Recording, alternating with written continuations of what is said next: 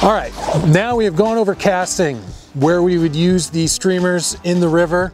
Next, we're going to talk about one of the most important things with streamer fishing, and that is the strip set.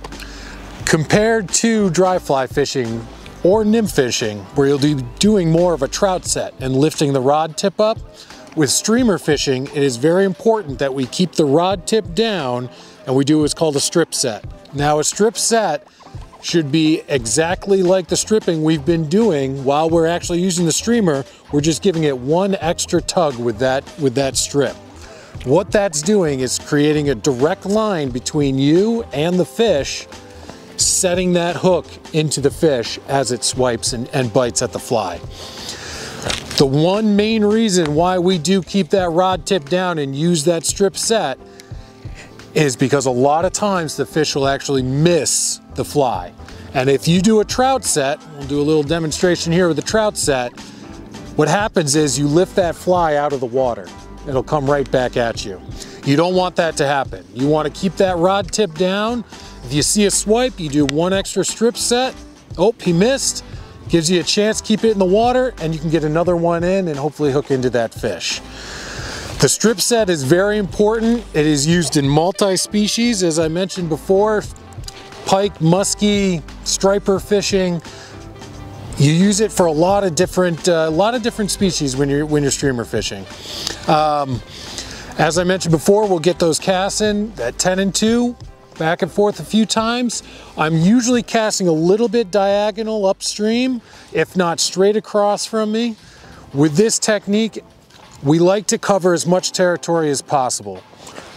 What I usually teach people is that if you look at the river from right where you're standing, you can cover a huge amount of space just with your cast. So I will start with my streamer and I'll be casting at a diagonal upstream a little ways, get the cast out there, into that index finger, strip that line, following it with the rod tip,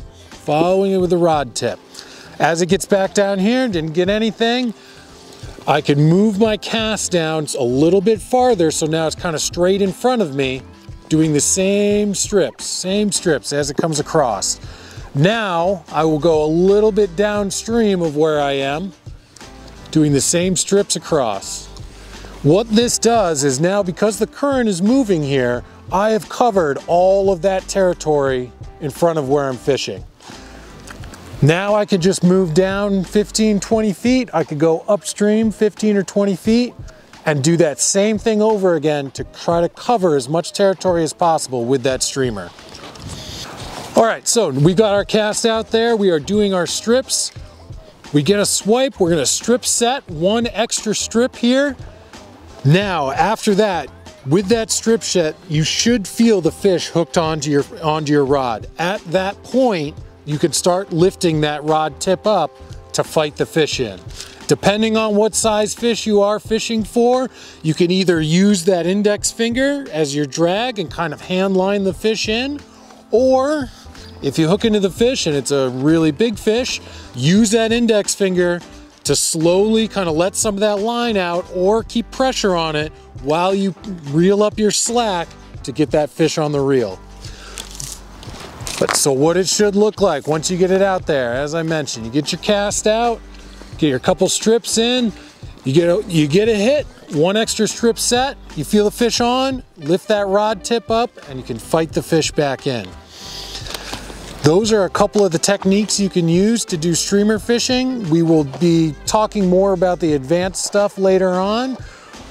But if you're out on a new body of water, streamer fishing is a great way to figure out if there's some fish there. So the next time you're out there, try it out.